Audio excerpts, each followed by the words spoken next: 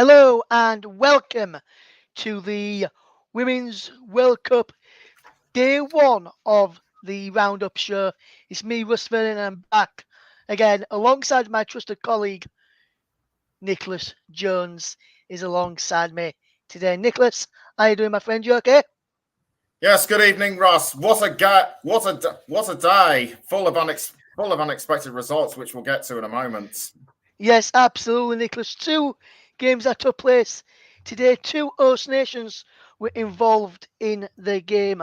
Today, obviously, was Australia took on Ireland in our featured match at 11 a.m. Before that was a game at 8 o'clock, which had everything in the game. It was a fantastic game, I must say. I watched both of these live. Obviously, we had Nicholas Jones doing the commentary on the Australia v Ireland match, and he'll be telling us all about that one a little bit later on and give us his thoughts and explain it in a bit more detail why the player he gave player of the match to earlier on got the player of the match. Well, this is the Women's World Cup 2023 Roundup Day 1 presented by Nicholas Jones and myself, Russ Vernon. And we're going to start with the host nations. And yes, there's two host nations. So which one shall we start with, Anne? And I'll go with the early kickoff first of all. And we're going to start with New Zealand against Norway. New Zealand beat Norway by a goal to nil this morning. It kicked off at 8 o'clock or this evening, depending where you are listening in from. And it was a fantastic goal from Anna Wilkinson, but there were chances at both ends in the first half and towards the back end of the game as well, and midway through the match as well. Both teams gave a good account of themselves, apart from Norway, who felt lacked a little bit in the final third, and they've not been really been the same, Nicholas, in my opinion, since England beat them 7-0 in the Euros. But what did you make to the? First of all, I know you've only called the highlights, but what did you make to Norway's performance before we go on to the goal and the other incidents in the game? It wasn't horrible, but they did lack a lot. Um, Chelsea's Guro Wrighton actually. What I think a moment that stood out for me was when Chelsea's Guro Wrighton failed to convert an Ada Hegerberg assist that which Norway needed to equalise late on. But one player that did really well in her first international game, I believe, after a sabbatical following heart surgery, was Caroline Graham Hansen. So credit must go to her. Yes, absolutely, Nicholas, absolutely. And we're now going to switch our attentions to New Zealand, as we just spoke a bit about there about Norway. And it came in the 48th minute. It was a brilliant ball in from and there was Anna Wilkinson to slot home and give New Zealand the lead. And Nicholas, fantastic goal from Anna Wilkinson. Anna Wilkinson, really, wasn't it? Yes, it certainly was. Both she and Jackie Hand communicated with each other very well, and she just breezed through the Norwegian defence like they weren't even there. Yes, and they could have had another one a few moments before she actually opened the scoring as well, Nicholas. But good goal nevertheless from Anna Wilkinson. Fantastic. And as you say, the communication skills between Jackie Hand and Anna Wilkinson was on top form, and people who listen to the previous show can understand why now, Nicholas. I picked out Anna Wilkinson as a key player in the Fern side, can't they? Yes, that's right. And I think yesterday I may have underestimated New Zealand a bit. Yes, I think you did, Nicholas, because you mentioned they never won a World Cup matching, and that was either men's or women's tournament, a World Cup tournament, and then they go and get the first win today. So if you say if no one's ever won a game, Nicholas, just go and watch. The next game they play, probably go and win one, like New Zealand. They just might against the Philippines. Yes, and then next bit later on in the game, there could have been a penalty. There was a penalty, and it could have been a 2-goal starting in the 88th minute, but it was a penalty miss in the end for Percival for New Zealand. And what did you make to that penalty miss? She was very unlucky. She was just a few inches lower, and should have probably and it would have probably gone in the back of the net, Nicholas. It could it could well have done. It could well have done. I mean she got her angles and everything right. But it was just unlucky that the ball went in another way. Yeah, like I said, she put it in a good place. Tried going for the top corner, but just a bit too much height on on the shot, which made it go a bit further more higher than what she anticipated. But maybe next time she'll learn to put a little bit less power on it, and it might end up going. Because I think a bit too much power on it as well, Nicholas, as well as the height. Bit less power, bit more less height on it, and who knows next penalty because it's it in the top corner like a postage stamp. Oh yes, yes, yes. It could well have done, which is exactly what happened in our net. Which is almost exactly what happened in our next game. Yes, which we'll go on to in Shortly. in just a moment or so.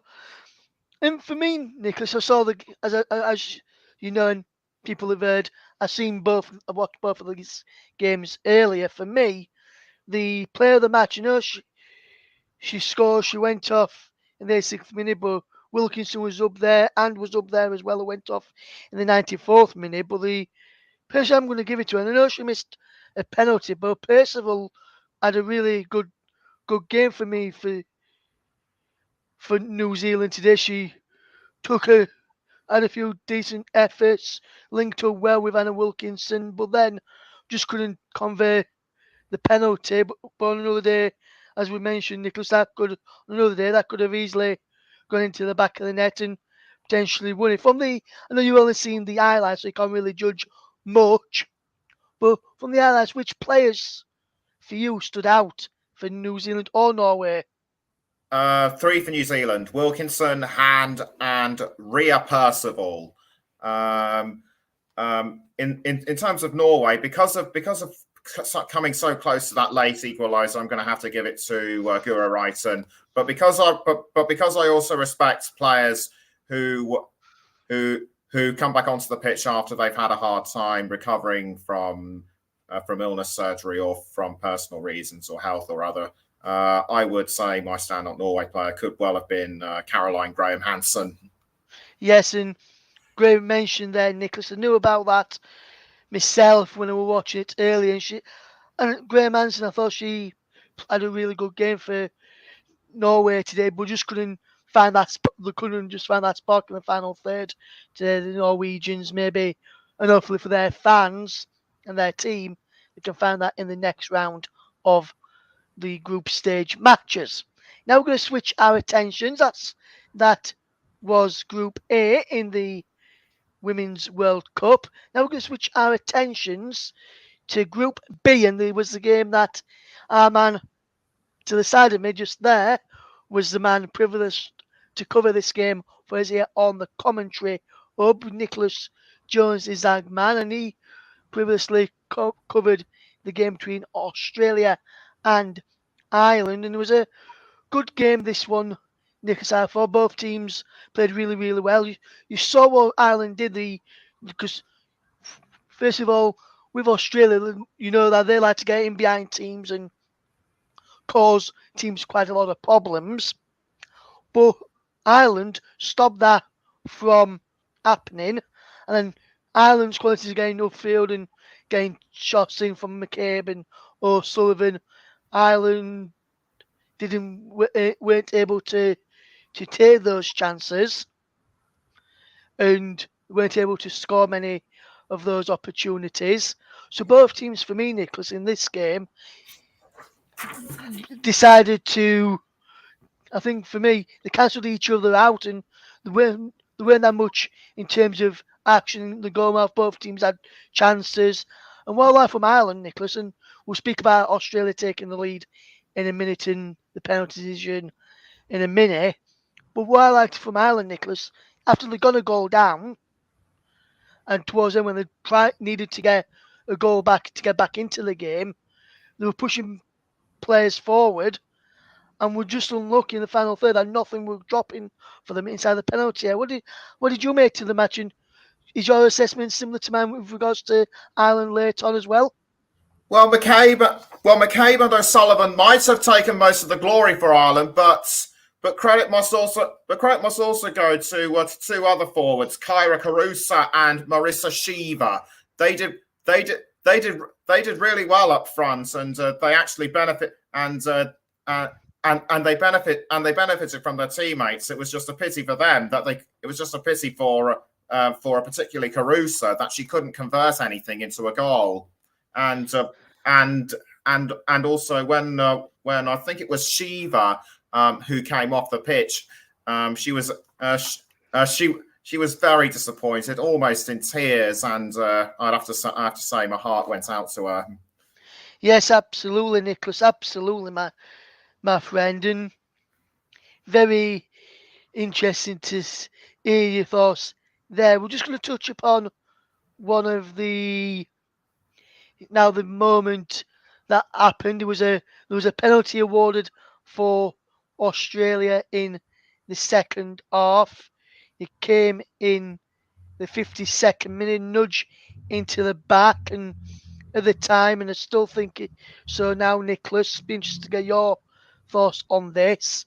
I thought it was a definite penalty, nudge into the back, especially when they've got VAR there and the referee was virtually on top of it, watching on when Shiva committed a foul, pushing Russ in the back. But did you think it was a? Before we actually go to the penalty kick itself, did you think it was a penalty at the time, or was it only when you saw the replay of what actually happened close up when you realised it was a penalty?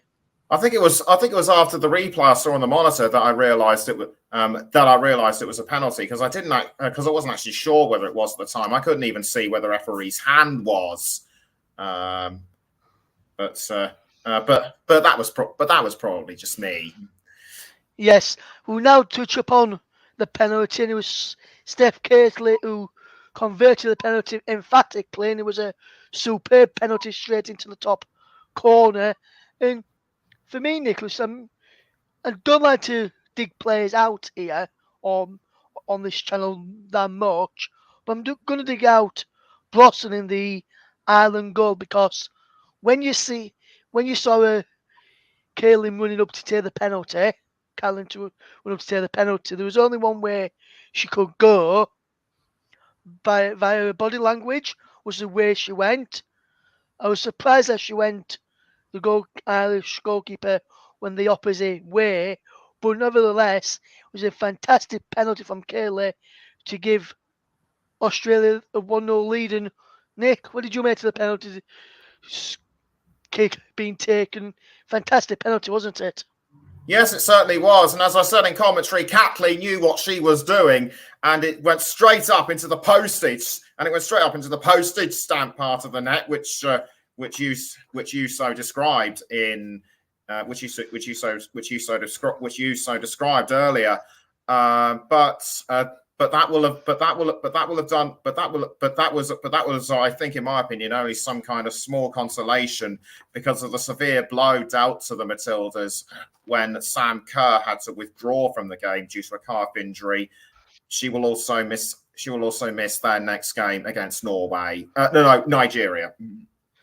Yes, and no, you mean Canada, Nicholas? It's Canada in the next. Oh, it's Canada. In the next round for next game for. No, Nigeria for Australia. You're right, Nicholas. It's Nigeria. She'll be back. She'll hopefully be back for the Canada game. Is That's what I right. meant to say. She'll hopefully be back for the Canadian game. Sam Kerr for Australia. And Nicholas, could you tell that Sam Kerr wasn't playing? Because for me, at parts, when the strikers were making the runs, you could tell at parts sometimes they were looking for the sort of run that Sam Kerr would do, which the striker today wasn't doing. I noticed that a few times. Did you notice that they were looking for the kind of runs from the striker that Kerr did, and they were missing Sam Kerr's presence in the up front? They probably were. They probably were, but that didn't stop them from trying. You know the reputation that Australia have. They are triers. They just had to adapt to a new situation. That's all. Yes, and also Nicholas, with the obviously with the next games coming up for both of these, and obviously I've just noticed and listened to earlier, you gave Katrina Gore the player of the match, which is sponsored by Commentary Services here on the commentary. But I just put it across the screen so people can see who you gave your player of the match to from earlier on, Nicholas, in our live game this afternoon. Well, this morning or this evening or this afternoon, depending where our listeners are based. Why did Katrina Gore get your player of the match today, Nicholas? She cooperated with the team. She helped in delivery, with my view. Played the ball forward to the likes of Rasso, Fowler, and Ford. But it was really hard to choose. But it was really hard to pick who would who would take the nod. And other candidates that I had were Rasso, Ford, Courtney Vine, and even Ellie Carpenter. Yes, and I know Ireland got off to a defeat today, Nicholas. Was there any players on the Irish side that stood out for you? And if so, why did they stand out for you? And what made him the best player in the Irish side? Or if the two or three, why were they all combined the best players on the pitch for Ireland today? I think for me, it would have either had to. I think for me, the stand-up players for Ireland were Carusa, Shiva, O'Sullivan, McCabe. I think Heather Payne. I think Heather Payne would have. I think Heather Payne was worth considering, but all I can tell you is that the substitute player for Ireland that impressed me the most was young Abby Larkin, only 18 years old, and she's only been playing international football for 2 years. Yes, and I know for 2 years, and that was a very big appearance for her to make a World Cup debut in this magnitude of a game against the host nations. Her family must be very proud of her. How do you think she did today when she played, Nicholas? I know you said she'd been there. Why was she one of the standouts for Ireland today, Nicholas, in your opinion? Superb ball control, and even helped in the delivery for and even helped in delivery for a possible Casey McCabe goal in towards the end, and I think she might have also tried to assist Denise O'Sullivan, but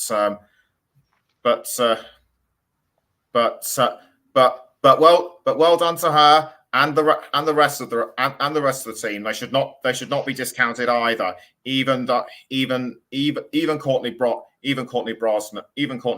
who made that slip up. Also should give a special credit to Megan Connolly, who almost scored the equaliser with that free kick towards the end, if you remember. Yeah, I do, Nicholas. She was very unlucky with that one. Just a quick one as well, Nicholas, just before we go. Just want to get your quick predictions on these games which have been played tomorrow, which you're going to be reporting on for the channel. So Philippines against Switzerland. Do you think Switzerland will go off to a winning start in that one, or do you think Philippines could cause them a few shocks, in your opinion, Nick?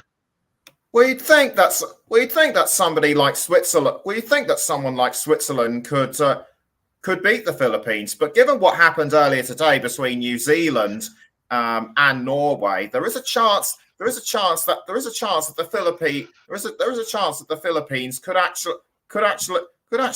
actually cause a bit of a surprise. Yes. So what score would you say that one's going to be, Nicholas? Could be 1-0 either. I'd say it could be 1-0 either way. I'd probably say the same, and I think both those teams could really cause a few problems for each other. Probably try and think it could be a bit of a cagey game, be like the Ireland game was earlier, Nicholas. I think in that one, both teams trying to cancel each other out and try and feel the way into the game. It'll probably be a slow start. That one is a 6 a.m. UK time kickoff. We won't have any commentary on these three matches tomorrow, guys. Nigeria against Canada, Nicholas, in Group B. How do you see this game going? And both of these teams have got to play Australia and Republic of Ireland in the upcoming matches. How do you see this game going, Nicholas? Do you think Nigeria will win it, or Canada will know what they're like in recent games? Do you think they can win it? I'm pretty sure Canada can win it because they got the likes of Sinclair, Buchanan, and Fleming. But Nigeria are no slouch. They could aim to cause an upset, but I have to say the final result would be 2-1 Canada. I'm probably going to go for 1-0 Canada. I think it's going to be a tight game, and I think Canada will just edge it. Be like Unix, but I don't see Nigeria scoring in that one. And then the final game of tomorrow, which is the final match tomorrow, which is Spain against Costa Rica. How do you see that one going, Nick? Just to let people know, the Canada game is at 3:30 kickoff UK time on Friday morning for our UK list-based listeners. Find out the time where you are by seeing what time it is right now when you're watching this. So the next up then, Nicholas, is Spain against Costa Rica. Alexis Putellas back for Spain after injury, and she was a back-to-back Ballon d'Or winner, Caldente, Bomati on a battle, also key players for them. I'll see this game going, Nicholas, because for me, and I'll just say my prediction first, in this one, for me, I think I can only see a Spain win, and I'm going to go for 4-0 to Spain. Coincidentally, Spain played Costa Rica first in the Men's World Cup in Qatar, if you remember. I do, yes, Nicholas. But now that that's out the way, I'd have to say that'll be a big win to Spain. Not necessarily 7-0, which is what the men scored, but I'd say probably about 4 or 5. And I think the score, and I think among the scorers will be Caldente, Gonzalez, and Hermoso. Yes, do you reckon Alexis Putellas could potentially score as well, Nicholas? She could, but I see her as more of an assist. Okie dokie then, Nicholas. Just thought to get your thoughts on those games and see what you thought about those. So those are the 3 games taking place tomorrow. I know for tomorrow evening we'll have Nicholas Jones on his own this time, giving us the review of the matches and a preview of the Saturday's matches and his thoughts on Saturday's matches as well ahead of those games. And Nicholas will be back on Saturday morning as England take on Haiti from 10:30. Nicholas will be on air from 10:15 Saturday morning. Don't forget to join us for that one. Nicholas, just to say thank you very much for joining us today. Really good to have you alongside us again. So thank you very much for joining us, Nicholas, and we'll hopefully catch up with you again real soon, my friend. Okay? All right. Okay. Thanks, Russ. And join me tomorrow for the roundup of Friday's action and a look ahead to the games on Saturday. Not only is England up against Haiti, but also at the earlier time of 2:00 on Saturday, it is the reigning champions, the United States against debutantes Vietnam. Be sure to listen out on Saturday evening for roundup of that day's action too. So don't miss them. Yes, thank you very much, Les. And like Nicholas has said, don't miss tomorrow's review show as well. But for myself, Russ, and from Nicholas, and from the team here at the Commentary Hub, thank you very much for listening. And we'll see you again tomorrow. Take care. Goodbye.